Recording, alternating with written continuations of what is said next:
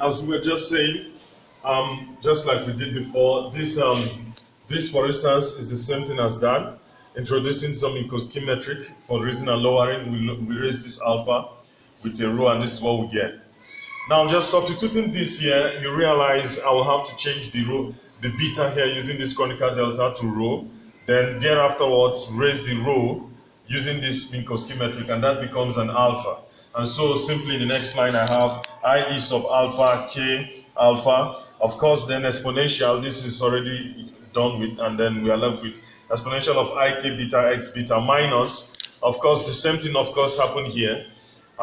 We simply use this conical delta to change the beta here, because this whole thing is replaced with this. So the conical delta changes the beta to rho, and then we use this to raise the rho to give us alpha. And all this again is supposed to be equal to 0.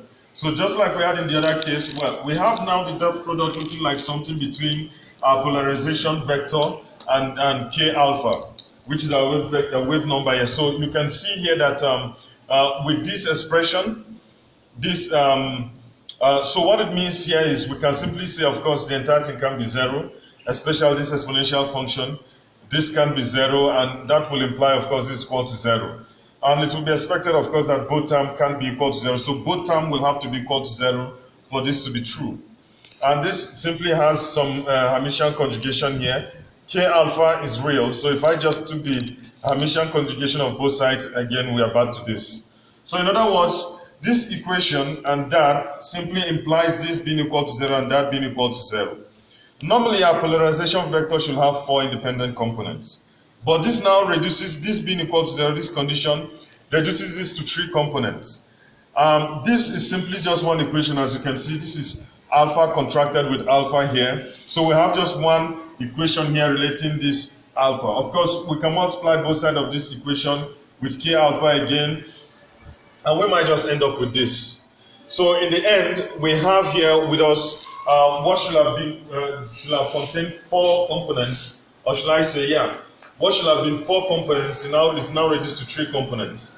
Now, still retaining our Lorentz gauge, which is this, but this time around considering a gauge transformation, which we talked about right from the beginning, as it is in classical electrodynamics. If we choose our potential to be represented by something like this, for instance, now with the gauge transformation being represented with as a sub alpha changed to some a sub alpha prime to be equal to a sub alpha plus define the x alpha, which of course we can do here. If we perform this, this is just like we will have done, of course, from this expression. If you can look at this carefully, it will just mean imply lowering this ik beta, and then the x alpha, the x beta will give me this conical delta. The same, of course, is applicable for the second term here, with I minus ik sub beta lowered. Now, at this point, of course, I simply have to evaluate out the conical deltas, in which case I'll change the beta to alpha and change this beta here also to alpha. With that being said, you can see that this derivative here gives us that. Then according to that gauge transformation, if I add the derivative of that potential to the vector a sub alpha as it was originally, you can see right here now that what it will simply mean here is minus epsilon k alpha combined with this. And that is what I get here for the first term. And then this minus epsilon conjugate k sub alpha combines with this also. And this is what I get for this one. The exponential factors are the same. And so that in the end, the a sub alpha prime will be equal to some e sub alpha prime exponential that plus e sub alpha prime conjugate exponential that. Now you can see with this gauge transformation, I've been able to change a to some a sub alpha prime. That's a alpha to some a alpha prime. But I now have e alpha prime. Of course, this is the only difference you can see between this expression and that. And you can take a note that the fact that but e sub alpha is not the same as e sub alpha prime. But e sub alpha prime we have obtained to be equal to this. So we have, for some arbitrary epsilon, been able to change e sub alpha to that. In other words, our e sub alpha is not invariant. If it were invariant, in essence, it will imply that e sub alpha prime should simply be equal to e sub alpha. So now this non-invariance of this this E sub alpha again reduces the number of independent polarization vectors. So what we had really, apart from the fact that our Lorentz gauge reduces it to 3 components, but now with this expression also a non-invariance of the polarization vector with respect to the gauge transformation reduces this number of independent components to 2. So in other words, we have that the polarization vector has 2 physically significant or independent components, which of course is already familiar from the theory of classical electrodynamics. Now we would like to apply this same formalism or analysis to gravitational, linearized gravitational wave theory. But first of all, I would like to call attention to the Einstein field tensor. Either the Einstein field tensor or metric perturbation, both these are symmetric, but considering the Einstein field tensor, from our knowledge in tensor analysis, you want to find out the number of components of any tensor object in any coordinate system. You simply will have to raise, so if for instance I'm talking about 3-dimensional coordinate system, as we will do always with the energy momentum tensor T mu nu. In 3-dimensional space, this will be 3 raised to power 2 because I have 2 indices, and this should give me 9 components. Of course, I'm going to talk about that in a moment, and this should give me 9 components. Now, but in 4-dimensional space with 2 indices, I should have 4 raised to power 2, and that should give me 16 components. But since, of course, this Einstein field tensor or that is symmetric, we can write this in a matrix form, and this is what we are going to get. Being symmetric, of course, means I can take the transpose of this matrix and obtain the same matrix. And that will imply, for instance, that this component G sub 02 is equal to G sub 20, and G sub 01 is equal to G sub 10, and that will be equal to that, and that will be equal to that, and so on. So if you check it, we have 1, 2, 3, 4, 5, 6 relations that relate to these components. Now, these 6 equations, or you can say, yeah, reduces the number of components, independent components, from 16 to 10. So, which is why, of course, the Einstein field tensor is, we always know that, or is always stated that it has 10 components, and that is, of course, applicable to the Einstein field equation. In classical electrodynamics, for instance, the symmetry between these 2 indices for the energy momentum tensor also reduces the number of independent components from 9 to 6. So in this case, we are looking at this expression like just we have obtained before in our linearized theory. The homogeneous equation of this D'Alembert of H sub mu nu being equal to 0 is simply analogous to that.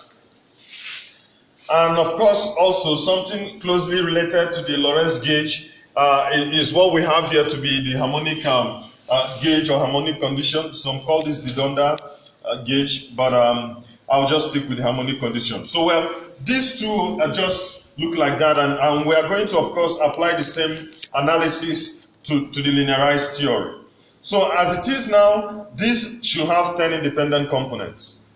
Okay, now, analogously to A sub alpha, like we have considered in classical electrodynamics, which is an analysis we just concluded, we can also write the metric perturbation as some linear superposition of solution of this form. We can write it in this form. So having written it in this form, okay, I think I would prefer to start with this of indices for tensors. So I'll simply raise this one to be able to the mixed tensor form of the metric perturbation. So in other words, I can write this simply as some H mu nu. Of course, in raising, I can raise it with some Minkowski metric. This becomes some rho, but in the end, I can again change the rho back to mu. So very straightforwardly, assuming that this is quite understood, I can write this as that. And then, of course, what I have next is exponential of I guess, multiplying k sub alpha, x alpha, and the next thing I'm going to have is plus sub e conjugate of mu nu exponential minus I guess, minus I, but then this is going to be k sub alpha x alpha. So we have just written it in this form. Our goal, of course, is to try to find a way to make this, to see how this let me put that all down first of all. This is 1 over 2 h mu mu comma nu. Please note that I could have using this written this as sigma sigma, and I hope that wouldn't cause any confusion. But it's just to make it applicable or easily follow, to make it easily follow from this expression. So we are going to use a harmonic gauge, which correspondingly or could be analogous to the Lorentz gauge that we have just considered for classical electrodynamics. So what we will do right now is to differentiate this with respect to x mu and then find a contraction. Of course, I will have said let me change the index of differentiation to something else other than mu, because I believe that mu is already contained in this. But this is some constant, so it wouldn't affect anything because derivative with respect to this will be 0. But this is already alpha, so I think I'm safe to say that h mu nu of x, okay, so let me put that, nu comma mu of x is the same thing as differentiating that. Of course, this will be mu nu. I'll bring down I case of alpha. Of course, the next thing for me will be to say this is already simply, I can simply just put that. Yeah, because if I differentiate x alpha with respect to x mu, I will get this conical delta. And now this will be exponential I case of alpha x alpha. And this will be plus e conjugate mu nu, again minus I case of alpha. And then some conical delta of alpha mu dots here exponential of minus I case of alpha x alpha. And that is just this part of the equation that we're trying to evaluate. Note that this is not 0 like we had, this is actually equal to that. But let's take this one step at a time. Looking at this, of course, what it means is I can simply change my expression here. So this is the same thing as changing every mu to alpha. Again, please take note that, or changing every alpha to mu. Take note that there is something here going on. The fact that this, for instance, is a dot product, I'm going to ignore that. I'm not going to effect any change of index in that based on this conical delta. So this is a dot product. It might as well be sigma, sigma, iota, iota, kappa, kappa, anything else other than alpha. So with that being said, we can simply use this conical delta to change this alpha back to mu. And if I did that, this will become E mu nu k. So I'm going to have an I here. This becomes k mu. And I have here with me exponential of I. Again, I simply maintain the alphas there. And that is what I get.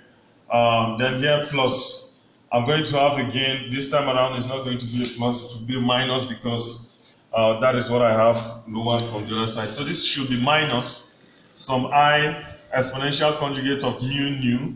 The alpha, of course, changes to mu, like we will expect using this conical delta, and exponential of minus k alpha x alpha. So that is the left-hand side of this.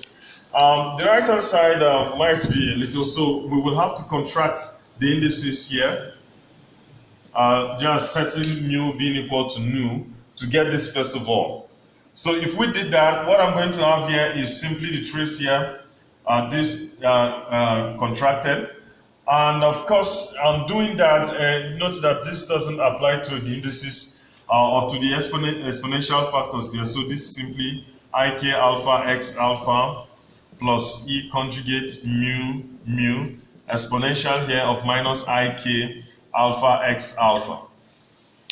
And that's what we get. Now at this point, we will want to differentiate this with respect to x nu, as this expression says. Of course, this is going to be h mu of x comma nu. Differentiating this of course is a constant, so is that. So we simply do the right thing, bring down ik, so e mu mu here, but in case of alpha, I'm going to have a conical delta of alpha nu. We've done this severally in the past few analyses, so I can just go ahead and say straightforward that this is I case of alpha x alpha, and then here it will be minus instead e conjugate and mu mu, and I'm going to get case of alpha conical delta of alpha nu, and exponential following minus I case of alpha x alpha. Okay. Now, with this being said, it means simply that we can continue with this analysis. Of course, what are we supposed to do next? Simply, of course, evaluate this conical delta. So I'll be changing the alpha here to nu. Again, I'm ignoring whatever is there in the exponent. So this will be I, E mu, mu, K nu, exponential here of I k sub alpha x alpha minus E conjugate of mu, mu, K nu, exponential of minus I k alpha x alpha.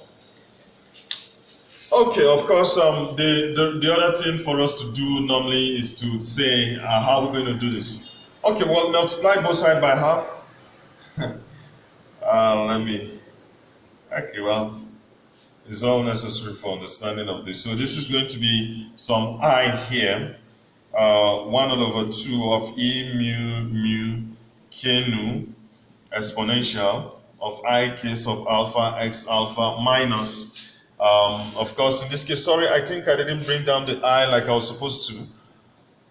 I was supposed to bring down minus I, that is I here, and then of course minus I, half E conjugate of mu mu K nu exponential here, minus I k alpha x alpha.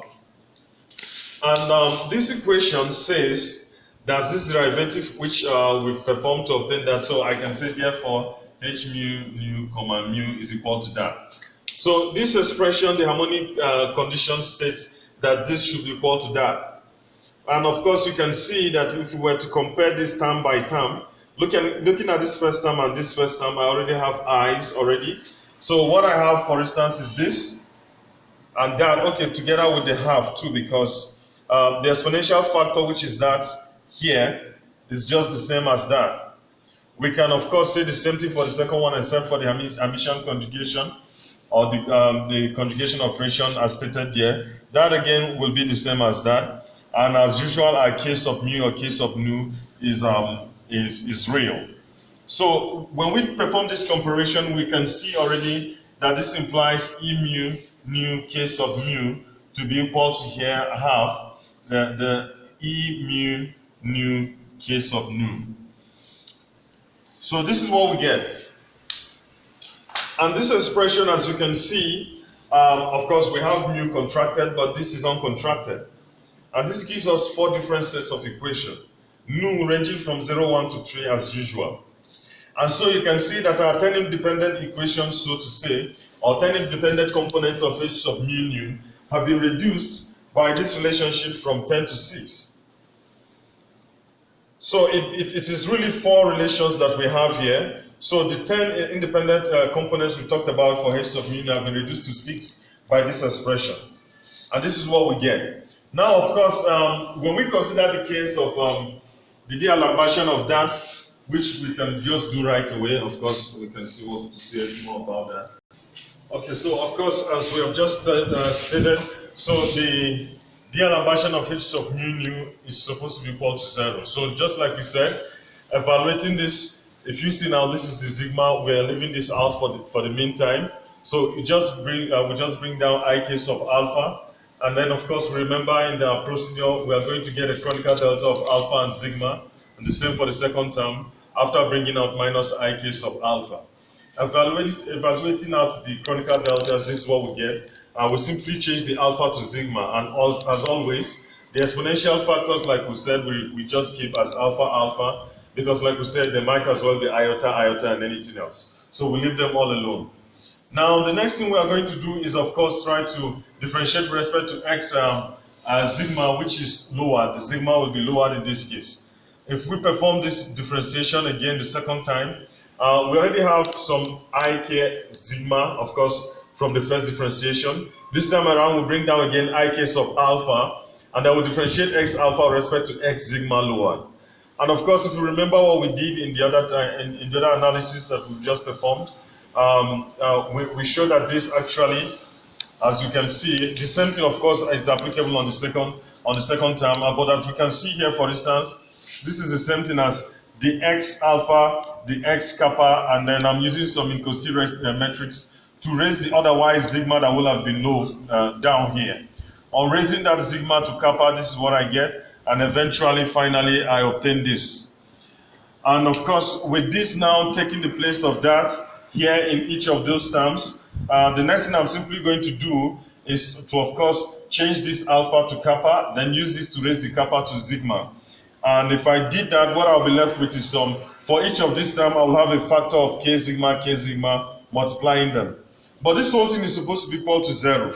So I'm going to take that the product of this polarization tensor and this exponential factor can be 0. And so what we are going to have is that being equal to 0.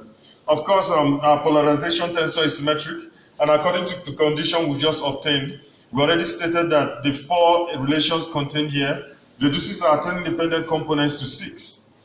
Of course, again, like we've said before, we might as well decide, for instance, to kind of, well, let me just leave that for now. At the meantime, what we can see is the fact that we have just 6 independent components other than the 10. Okay, now, just like we did for classical electrodynamics, we might consider some coordinate transformations. In classical electrodynamics, what we just considered was a gauge transformation. In such a coordinate transformation as that being x being changed to this, for instance, this will imply the metric that we are working in, or the linearized metric, as you can see, eta mu nu plus the metric perturbation is transformed to that. Of course, Minkowski metric, Minkowski metric remains unchanged by this transformation. But we have obtained such the transformation for this metric perturbation for every such coordinate transformation. We've obtained this in this lecture that this is actually equal to that. So if we choose this component that comprises of coordinate transformation, if we choose it to be equal to this, something like a kind of a plane wave also, what it means here is we could simply that was a mistake. Sorry, please. This shouldn't have been here in the first place. This is exponential of minus, I believe. Exponential here of minus ik alpha x alpha. So with this given by that, you can see, for instance, that I can differentiate this with respect to x nu. Of course, it's the same thing. I'll have to bring this down, differentiate x alpha with respect to x nu. Then I'll get a Kronecker delta of alpha nu. The same is applicable for the second term here. And I guess is what I was anticipating in writing what I did for the second time over there. So this is what I get. Just applying the same analysis we have performed over and over again. With this, of course, I change this alpha to nu, and like I've always said, we are leaving the exponential components all alone. So nothing happens to them, and they just remain alpha alpha, because as always, the pole have been sigma sigma, or anything else, just a contracted index. Again, similarly, of course, if we are just writing the E sub epsilon sub mu as epsilon sub nu over there, so all we have to do is to change the mu's here to nu's. If we change them to nu's, differentiating it with respect to x mu, this is what we're going to get, just following the same procedure as that. So when we obtain this, remember we have this, for instance, and that contained in this expression, right? So all we have to do is to substitute whatever we've obtained for this, which is that here, and then what we've obtained for this, which is that here. But then again, in what we have done so far, just in obtaining previous two conditions, we know that this is equal to that. So if you simply perform this substitution, you can see the first one here, which is the component in h sub mu nu, minuses this one, and then of course that will be minusing that one. Okay, sorry, I have a minus already on this, so it's actually supposed to be this minus whatever I get here, then that will make this plus, and then minus whatever I get for the first time here, that will make this one again plus. And so for those first times, I get this multiplying a common exponential factor. The same is applicable for the second term. Let me go through this again. It's very simple. We already obtained this to be that, and we already obtained this to be that. And now we know that h mu nu is equal to that. Substitute all that here into this expression, and you can find that they easily factor out into two terms as this plus that. And so I can call the whole of this, for instance, e sub mu nu prime, and this, of course, e sub mu nu prime conjugate. And with that, you can see that we have been able to perform a transformation, a coordinate transformation, that changes our h mu nu to some h mu nu of x. But this time around, we have been able to obtain what we now get is that this again, just like we saw in our analysis for classical electrodynamics for the vector potential, this again isn't invariant. Because if it really were invariant again, what we will expect is simply A prime mu nu to be just equal to that. But that's not what we see. Now what we see is that this E sub mu nu prime is equal to that. And you can see that, of course, for each one of these, which is about 4 arbitrary parameters, we have this here and that representing the same situation. In other words, E sub mu nu prime and E sub mu nu represent the same physical situation for 4 arbitrary values of the parameters E sub mu or E sub nu. And because of these 4 arbitrary parameters again, we have our 6 components, which we already had left because of the condition that we derived earlier. This reduces the 10 components to 6 components. Now this one here reduces the remaining 6 components to 2 components again. So only 2 components of H sub mu nu of x are physically significant or independent, as we will expect for the metric perturbation in the 2 equations that we have written out right from the beginning. So at this point, I think I would like to end this presentation. Hopefully again, we shall elaborate on this and more when we meet next.